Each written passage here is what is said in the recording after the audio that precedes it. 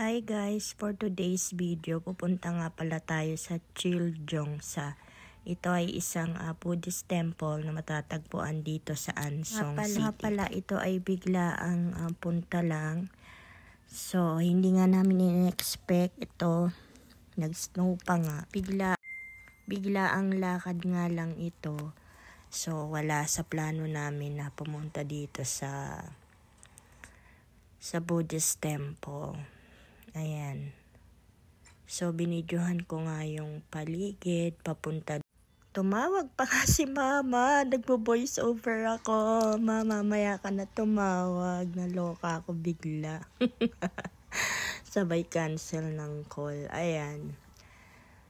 So, kung makikita nyo, kulimlim sa mga oras na to, nag-i-snow. So, hindi talaga namin na-expect nag-snow kasi umalis kami sa bahay, medyo mainit-init pa. Yun, may araw. Tapos, biglang, ayan, nag-snow siya.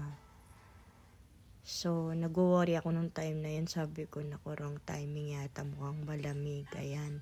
So, pagbaba namin sa sasakyan, ayan, binidyohan ko yung kapaligiran.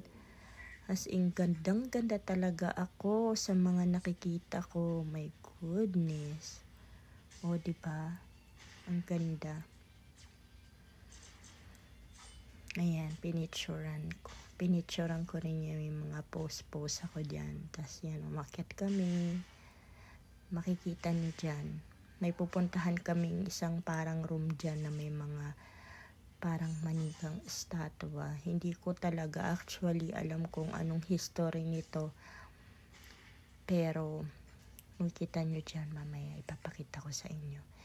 Ayan na nga yung lola nyo. Medyo hirap na hirap pa umakyat. Kasi nga, alam niyo na, hirap na hirap umakyat sa hagdan. So, tawa ko ng tawa ng mga time na yan. Buti na lang naka-voice over ako. Sobrang nakakatawa kasi hindi ko malaman kung saan ko ihahawak yung camera, kung sa kanan, sa kaliwa. Dahil yung isang kamay ko dyan nakahawak sa asawa ko. Naalalayan niya ako paakyat ng hagdan. Ayan. So, ganito pala kahirap mag-voice over, no? Kailangan mabilis din yung utak mo. Alam mo dapat yung mga next na sasabihin, ganyan. So, sana guys mag-enjoy kayo dito sa munting video na ginawa ko kasi plano ko talaga is kung may time ako, mag-ikot-ikot ng mga tourist spot dito sa Korea, tapos gawan ko ng video para ipakita sa inyo. Ayan yung sinasabi kong parang manika.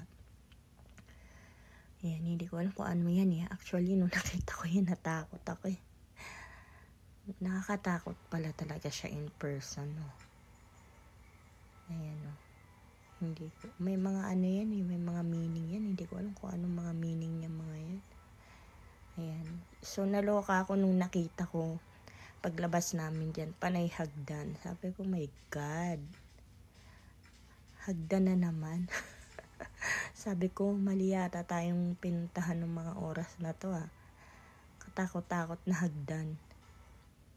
Ayan, so yan, super alalay si husband. Thank you, Jagya, kasi super nandyan ka para alalayan ako all the time. Ayan. Akit pa tayo sa hagdan na yan, diba?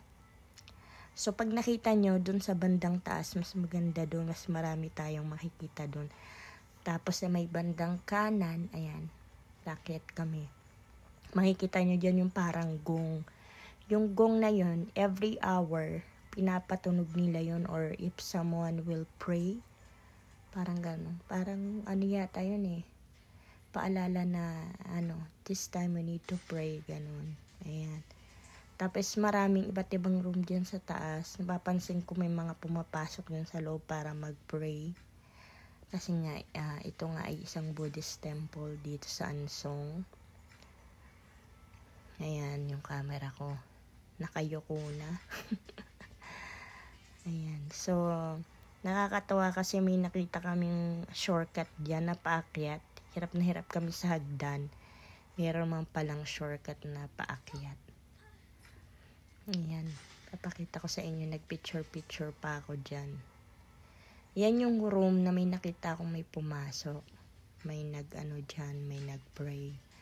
Mamaya ipapasilip ko sa inyo. Bawal kasi pumasok dun sa mismong loob tapos mag-take ka ng picture. So yung binibidyohan ko lang dyan yung labas. Yan, tinanong ko pa nga yung asawa ko dyan. Sabi ko, can we go up there? Sabi niya, wala na tayo pupuntahan doon, baba na tayo. Ayan, so kung mapapansin nyo, kami lang yung tao kasi nung mga time na yan, konti lang yung pumupunta sa mga ganyang tourist spot pag ganitong winter, malamig. So, karamihan sa mga pumupunta sa mga winter, sa mga tourist spot, along Korea is yung weather na spring and summer. Yan yung mga time na magandang pumunta kasi buhay na buhay yung mga halaman, yung mga puno, makikita mong maigi yung mga kulay nila, iba't ibang kulay nila at iba't ibang mga halaman at puno. Sa ngayon kasi pag pumunta kayo sa nature trip, sobrang nakakalungkot pag nakita mo kasi wala ka pang makikitang mga halaman, mga nangamatay lahat. So, ngayong pagpasok ng March, ayan, patubo na sila. So, maganda ng mamasyal para makita mo yung paligid. Mas ma-appreciate mo kasi marami ng puno't halaman. Ayan. So, that time, pababa na kami kasi wala nang, tapos na. Wala ka nang ibang pwedeng puntahan. Ayan. Di bali, tinik ko na lang ng video yung mga paligid bago kami bumaba. Then, nag-take ng konting picture lang, ganun. Yan. Sana guys, support nyo yung mini video ko. Sana magustuhan nyo. Tas, request kayo kung ano yung mga gusto nyong i-video ko. Sa tingin nyo guys, ano ba yung pinuntahan namin? Kasi it's my first time to go to Buddhist temple. Yung mga yan. Diba? Yan, may shortcut. Shortcut kami dyan. Ayan, hanggang dito lang guys yung aking mini video. Bye-bye. God bless.